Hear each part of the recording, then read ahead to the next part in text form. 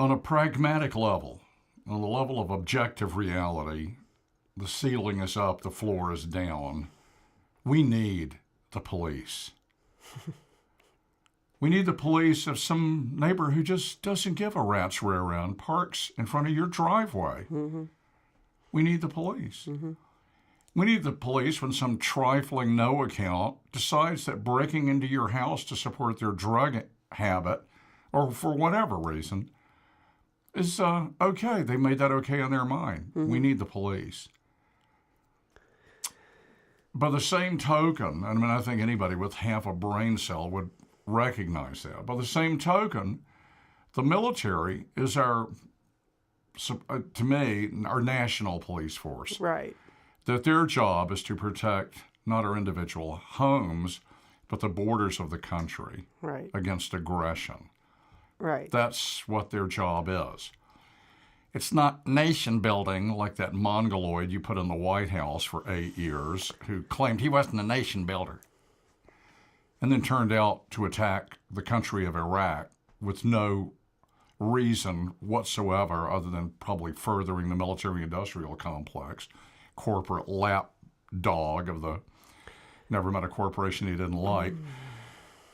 The military has been woefully in this country misused for most of my lifetime, starting with Vietnam, or you could even argue Korea.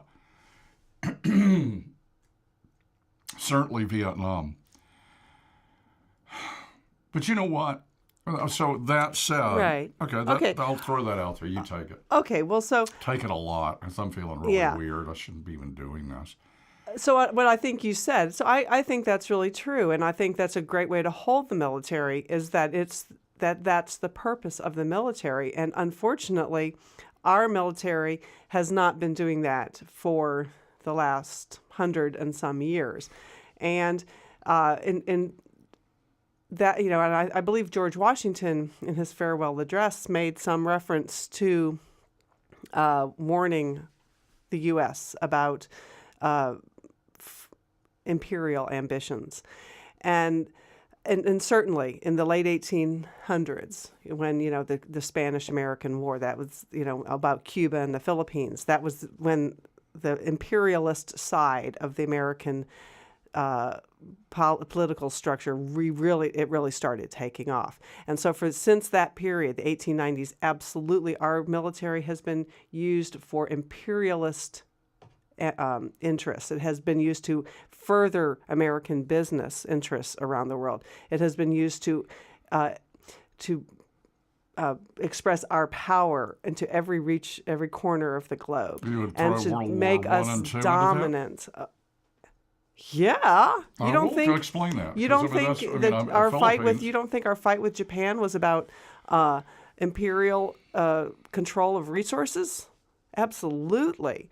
We pretty it up with all sorts of... It was a good war. Of all sorts of... in World War I, if you read an objective history of World War I, which is difficult to get, World War I was all about imperial... The war is, as Bob Dylan wrote in God in Disguise, the reason for fighting I still don't get. God on our side. God on our side. That, it's... I struggled for years to understand what World War I was about. I think it was called The Politics of War by Walter Karp is the name of the author for sure. C or a K? K-A-R-P. And he really dissects World War I and the fact that it was about the battle between the British imperial system and the rising German. And that Germany was a rival to British imperial power. And that's what it was all about. That Britain did not want to give up control of the world. Basically, the British had control of the world at that time. And they didn't want to relinquish control to Germans. They didn't want Germany to have colonies in Africa. And that's what World War I was about, is imperial powers battling for control of the world. And World War II, same thing. And we get it all clouded up by how bad Hitler was and how bad the Japanese were. But when you strip away all the morality, it comes down to raw imperial power. And that's what our military, to get back to that, our military has been used in that for that purpose to, and so that's an incorrect use of the military. And what I really wanted to say when we were talking about this, doing this as a subject, was being a child of the 60s and 70s, I was opposed to the draft. I mean, knee-jerk opposed to the draft. I thought it was a horrible thing. And I was opposed to the draft until 2001, when I started realizing what it meant to remove the military from the citizen participation, and what happens when the military becomes a volunteer Also service. known as mercenary. Is it becomes a mercenary army, and that you are paying people to fight your battles, and you are separating out the armed forces from the population as a whole, and setting up a warrior class, a certain division of the citizenry who fight your wars for you. And this came clear in the last few weeks when in Egypt, when people were saying, well, why do the people of Egypt trust the army when the army, that's where Mubarak came out of the army. The army has controlled Egypt. It has been part of the whole system of dictatorship for however long this has been going on, 50 years. And this one line I read in an article said, because every family in Egypt has a member in the armed forces. Because they are required. I mean, I don't really know the mechanics of that, but because the participation in the army was so spread out through the citizenry, they felt like there's no way that the army would turn its guns on the people, because it would be their own family they would be shooting.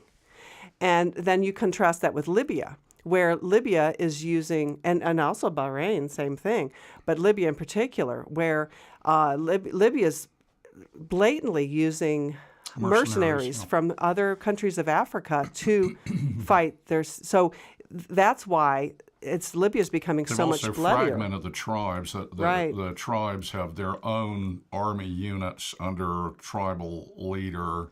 So there's no unified army. Right. And then you can look at, why did Vietnam get stopped? Vietnam got stopped, and Arthur will tell you, because he's older than I, so he was really more aware of what was going on. The Vietnam stopped when the college deferments stopped.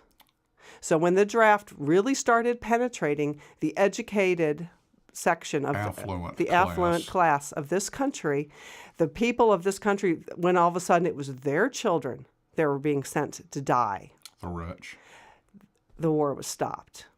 And that's the point of a citizen army, is because then the people are intimately connected with the war decisions of the government. And they feel the cost. That's right. And right now, Iraq, Afghanistan, all our other military adventures out there that are kind of unspoken, Pakistan drone attacks, that doesn't have any relevance to my life. I bet you could do a direct correlation between the economic class of modern soldiery in this country. That's right. You could just...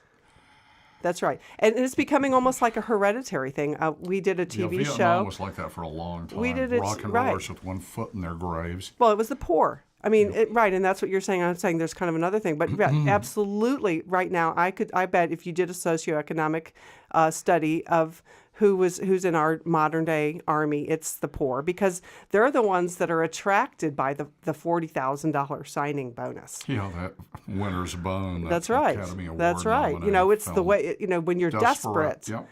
The only person I know, you get $250,000. The only person I know from my childhood acquaintances that went in the army was the poorest person I knew, and it was his ticket out of poverty, and then I did a TV show, and I've talked about that in the town where we were before, and they have this adventure race, and this grueling, skilled race. And a large percentage of the people that participate in that are military. And I could see that that hereditary nature. Their parents were in the military. Their children are going into the military. So, we're setting this up for this. And so anyway, I think that having the type of military structure we have right now is totally detrimental to our future as a democratic republic. So just think about it. You want to have a war? Hire the poor. That's right. So what? Name right. one. Hire immigrants. Yeah, sure. You got a fast track to citizenship. That's right. That's right. Imagine we are allowing non-citizens to fight in our wars right now. We're getting people with, they're felons, they have criminal records, street gangs, sure, whatever, Right. we'll take them. Right. They talked about that. Yeah, that street gangs from you go into the military for a few years, get really training and just How to kill really effectively, not drive-by. and then they go back onto the streets, and man, they're Probably gangs. get their records expunged at the same time. Right. That's probably part of the largesse. It's disgusting. You want to have a damn war, everyone should go. Right. And I don't mean just men either. Right. Ladies. That's right. That's right. Sure, let's have shared sacrifice instead of go out and shop.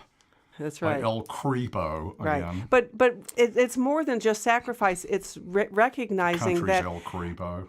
to really have a democracy, to really have a republic, it requires that all citizens are part of this aspect of our nation. I've become completely convinced of this, that without a citizen army, you've lost an essential aspect of being a democratic republic.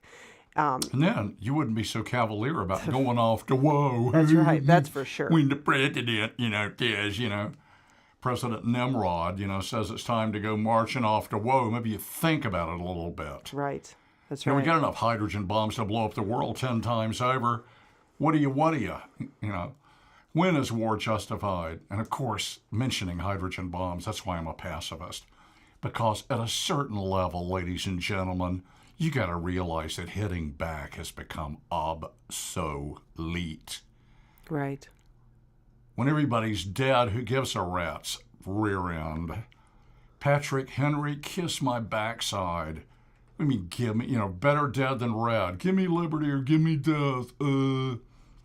No, I think I'll take slavery, since we're slaves anyway to the rich, which is blissfully ignored. We're slaves to that which is in our heads, which is blissfully ignored. We think we're in touch with reality. Okay. Whatever gets you through life. Jesus is coming soon. Might as well. I believe the Easter Bunny's going to bail us out. Sure. Recent poll, 80% think the next decade is going to be worse, but the same 80% think their lives are personally going to get better. Oh, actually, I'm not sure. That was a poll taken some time ago. I'm not sure that you'd get the same results today. What do you think you'd get today? Well, I think people are definitely more pessimistic about their personal futures. I really do. I really do. So. You should be. You know why? Because you're living in a plutocracy. That's right. Effectively pretending to be a democracy. That's right. The rich are running the show. The rich own your freaking government.